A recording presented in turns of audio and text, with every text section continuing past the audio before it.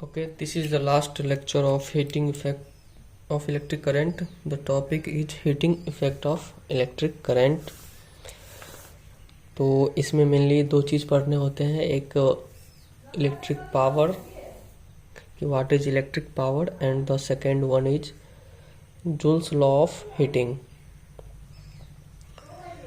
तो देखेंगे अपने लोग। तो इलेक्ट्रिक पावर क्या होता है, तो the rate at which electric energy is dissipated or consumed in an electric circuit is called electric power। तो कह रहा है वह रेट जिसके द्वारा इलेक्ट्रिक एनर्जी क्या होता है अपने इलेक्ट्रिक सर्किट से निकलती है या खर्चे होती है, उसी को क्या कहते हैं, इलेक्ट्रिक पावर। तो किस रूप में खर्चा होती है, हीट के रूप में ही खर्चा होती है बेसिकली।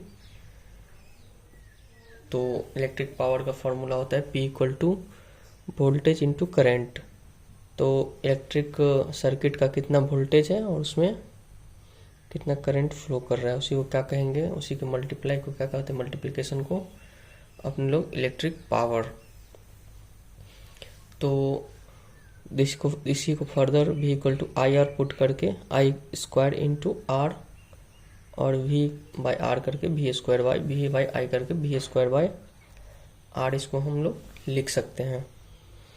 तो P equal to V I भी बोल सकते हैं, P equal to I square R भी बोल सकते हैं, equal to V square by R भी बोल सकते हैं। ये फॉर्मूला आपको पता है तो ये दोनों अपने लोग डिराइव कर सकते हैं। कैसे, V equal to I R का यूज करके। Okay, Ohm's law. तो एक बात इसमें याद करने वाली है कि इसका SI यूनिट क्या होता है, watt. What is SI unit of electric power is watt and 1 watt stands for 1 volt multiplied by 1 ampere. तो 1 volt ampere, this VA means volt ampere.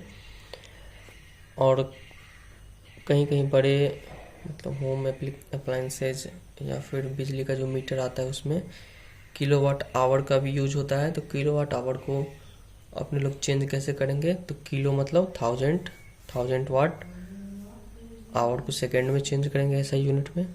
तो 3600 सेकंड, 1 घंटा में 60 सेकंड, तो एक मिनट में 60 सेकंड, तो 1 घंटा में 3600 सेकंड। दिस सिंपली 3.6, 2 जीरो इधर 3 जीरो इधर, तो 3 2 5 और 1 इधर 3 जीरो, 3 6 10 to the power 6 watt second. तो 1 वाट सेकंड क्या होता है, 1 जूल होता है। 1 वाट सेकंड क्या होता है, 1 जूल। तो वही लिखा हुआ है 3.6 into 10 to the power 6 joule. ये बहुत इंपॉर्टेंट है। 1 वाट सेकंड क्या हुआ, 1 जूल होता है।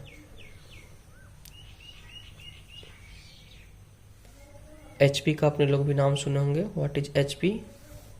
तो HP का मतलब होता है 1 horse power, that is equal to 746 watt. तो कहते हैं ना कि 1 HP का मोटर है, 2 HP का मोटर है, तो क्या है, this represent the power of the electric appliances. ठीक है, ये पावर का था। नेक्स्ट अपने लोग हीटिंग इफेक्ट जानेंगे। तो देखिए हीटिंग इफेक्ट क्या होता है, जब भी करंट फ्लो करेगा सर्किट में तो रेजिस्टेंस होगा ही कुछ ना कुछ, तो उसके कारण क्या होगा, हीट जनरेट अपने को होगा ही। तो simply we know power is volt into current, और हीट जो प्रोड्यूस होगा क्या किसी एक टाइम इंटरवल में प्रोड्यूस होगा। मान के चलो बैटरी टी टाइम के लिए रन करता है बिफोर कंप्लीटली शट डाउन, तो टी टाइम में वो कितना हीट जनरेट करेगा, तो simply power into time, this VI into time अपने लोग बोल सकते हैं। तो इसी को फर्दर आगे बढ़ा के VIT और V equal to I R put करके I square RT। This is known as क्या, जूल्स लॉ ऑफ हीटिंग। इसी को क्या बोलते हैं, Joule's law of heating. James Prescott Joule एक साइंटिस्ट हुए, उन्हीं के नाम पे ये रखा गया। This is Joule's law of heating. इसको सिंपली बोल सकते हैं कि heat produced in a circuit or resistor is directly proportional to a square of the current, directly proportional to the resistance in the circuit and directly proportional to the time। तो यही ये तीनों चीज लिखा गया है। तो आप इसको समझ लो तो आप ये आसानी से क्या कर सकते हो, लिख सकते हो। इसका कुछ यूजेज भी होते हैं। ज़रूरी नहीं है कि इलेक्ट्रिक सर्किट में हीट डिसिपिएट हुआ तो वो सारा का सारा लॉस है, लॉस तो है ही, लेकिन इसको एक अच्छे अपने लोग यूज करके भी लिख सकते हैं। कैसे? तो आप लोग देखते हुए, अगर पहले बल्ब जो आते थे 100 वाट का, तो उसमें फिलामेंट रहता था ऐसे करके फिलामेंट। तो ये क्या होता था? This is the application of joules law of heating. तो इस फिलामेंट में करंट फ्लो करवाया जाता था, कुछ रेजिस्टेंस यहाँ पे रहता था, टंगस्टन वगैरह का तार, तो ग्लो करता था। Second one, electric oven, electric register, और ये जो अपने लोग फ्यूज बहुत जगह यूज होता है। तो ये सब एप्लीकेशन है किसका? जूल्स लॉ ऑफ हीटिंग का। तो ये बहुत ही छोटा सा टॉपिक था, इसमें ज़्यादा कुछ नहीं है। अब अपने लोग ये दो फार्मूला अपने लोग याद कर लेना है। H equal to I square L T, power equal to V into I.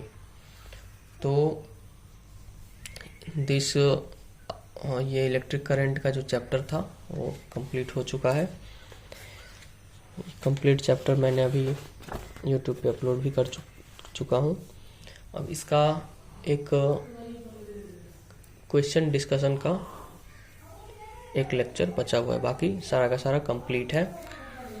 तो ऐसे बच्चों के लिए क्वेश्चन डिस्कशन है जो थोड़ा सीरियस है, जो चाहते हैं कि हाँ अपने लोग क्वेश्चन भी सॉल्व कर सकते। थ्योरी तो चाहिए ही। देखिए साइंस में ऐसा नहीं है कि सारा कुछ समझने वाला ही होता है, समझना तो बेसिक है ही, और अच्छे बच्चे समझ भी जाते हैं। लेकिन एक दिक्कत ये होती है कि याद नहीं कर पाते हैं।